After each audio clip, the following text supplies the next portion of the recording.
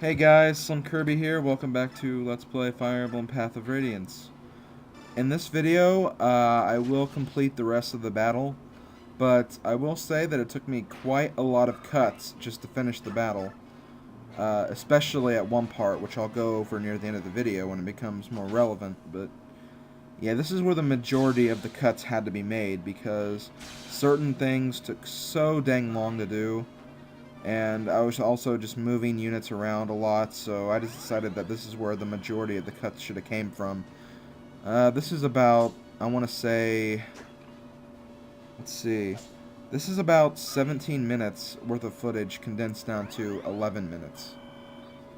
I'd say something around there. Maybe it's even 20 minutes condensed down to 11 minutes. I don't know how much I actually cut, but all I know is I cut a lot.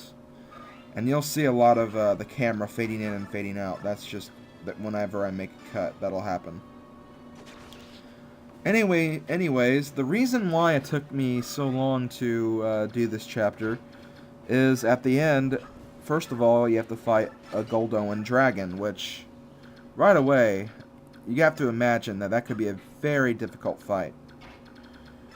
But, fortunately, in this game, dragons can only attack from one space away. Or, they can only attack adjacent enemies. So, that actually limits what Ina can do in this chapter, because Ina has to stand on the throne. She can't move or anything. So, that makes this battle pretty damn easy. However, there are three things that you need to look out for when you're fighting Ina. One, she's on a square, so her HP will regenerate over time. 2, she has a skill equipped called Renewal.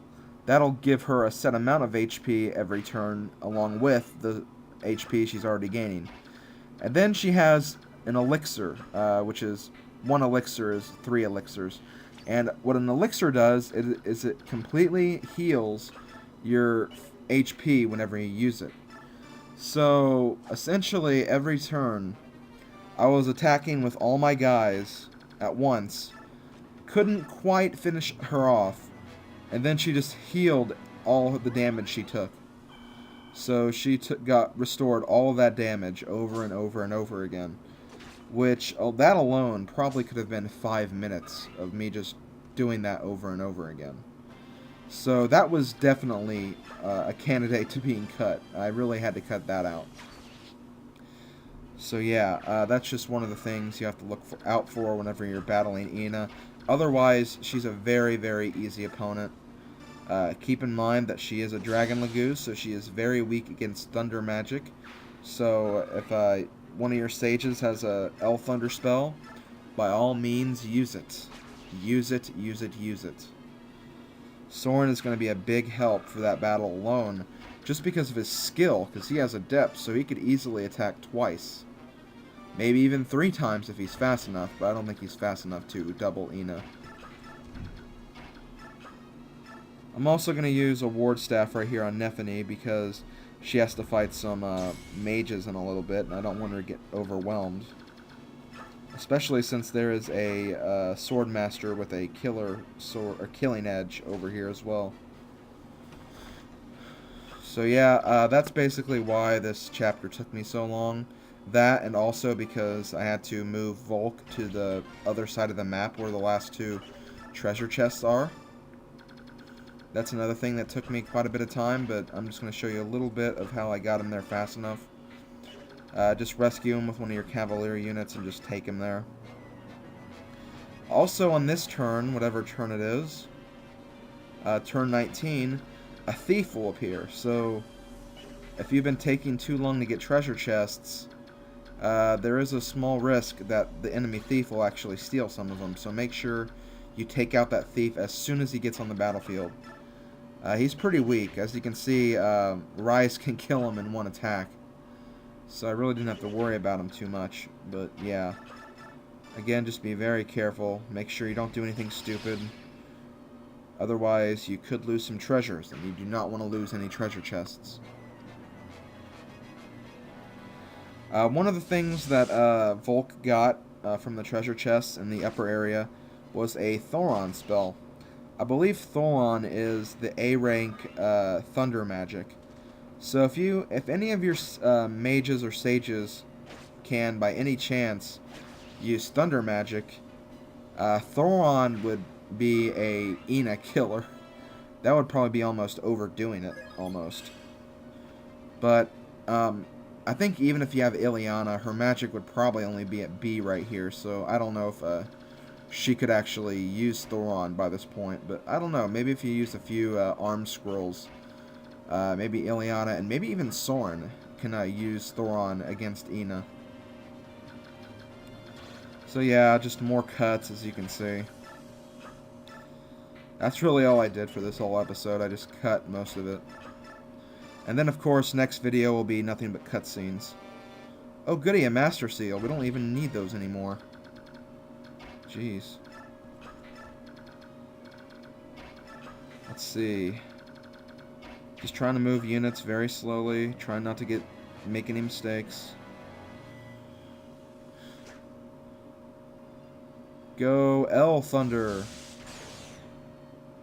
You know, it's kind of funny. Someone mentioned this in one of my other videos.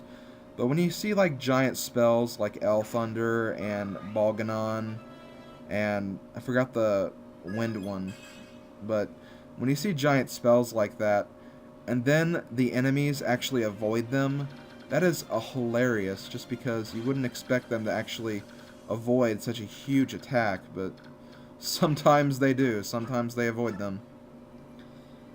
Like, sometimes you'll see giant fire from hell coming from the ground, and then they'll still miss. It's very interesting to see them miss. Also, when you move Ike to about right here, he and Ina will have a small conversation. Ina will tell Ike that King Ashnard is no longer here, that he is actually in Crimea now. So she's just telling him that, but we still have to fight him. We still have to fight her. I made that same mistake again. I called her a he again. I don't know why.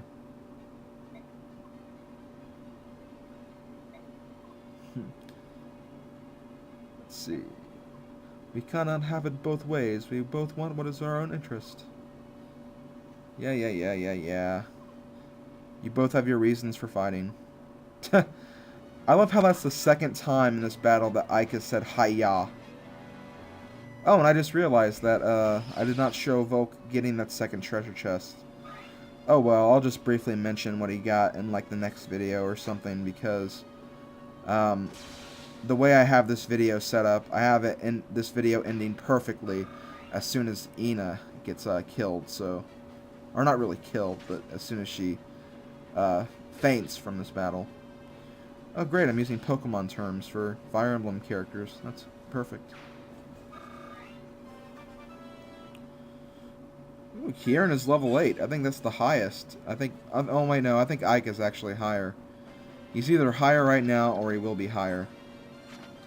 Also, I will mention very quickly that when I did skip all the footage, I did actually have to leave out some of the level ups.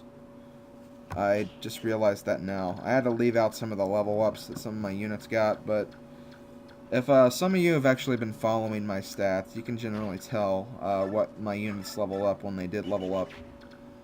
And a lot of the stats at the level ups were actually kind of bad for this part, if I remember correctly.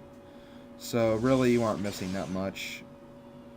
I think all the units I used to attack Ina over the few turns, I used I think I used Boyd, I used Kieran, I used Nephany, I used Soren, of course.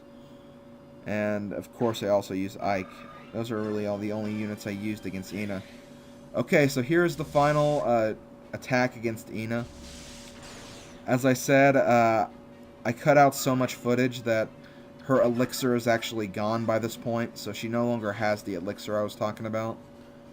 But, yeah, elixirs will restore all of her HP, so unless you one-round her, which is kind of hard to do, especially since your units can miss very easily, you will probably have to go a few turns of just weakening her again and again. And see, she does a lot of damage. She does a lot of damage to Ike, but not too much. Nothing a physics staff can fix. Nothing that a physics staff can't fix. I'm sorry. I need to get something to eat. I haven't eaten since like 7 o'clock this morning. And it's like 4 p.m. right now. Not a bad level up rise. But I'm going to go ahead and end the turn. You see, there's the 5 she gets from her space. There's the 5 she gets from renewal. And for the longest time, she then recovered like 30 or 40 HP due to the elixir. Ike actually activated Aether right there, but it didn't really do him that much. It didn't do him any good, really. She's still alive, so I'm still angry. But fortunately, Ike will kill or finish off Ina on the next attack. So I'm going to go ahead and say my goodbyes. This is SlimKirby. See you in the next video, which will be all cutscene, all dialogue. See you guys later.